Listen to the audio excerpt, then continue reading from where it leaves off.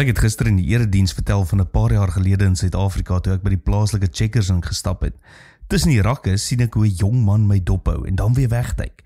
Oor en weer gaan dit, totdat ons uiteindelik oogkontak maak.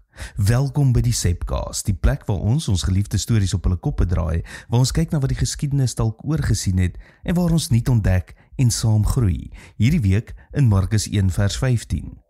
Die ou kom na my toe effens onseker en hy sê, ek ken jou van elders af. Het jy dalk cricket afgerig?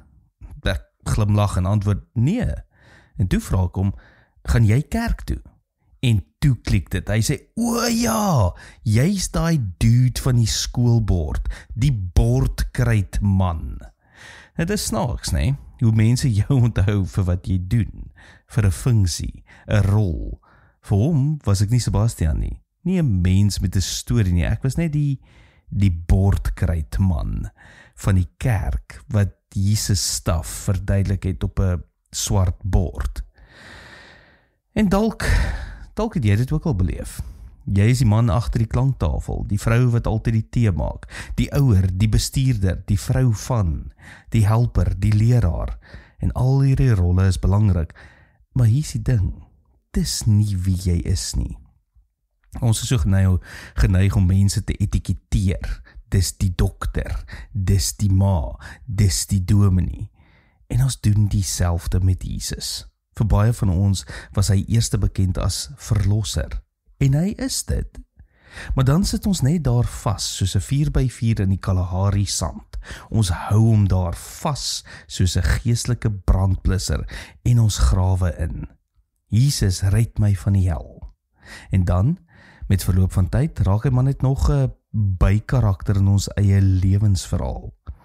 Maar dit is nie hoe die Bybel hom voorstel nie. Die Nuwe Testament noem hom 496 keer Christus, die gesalfde, die koning van 'n nuwe koninkryk. En dan sê hy, die tyd het aangebreek, die koninkryk van God het naby gekom.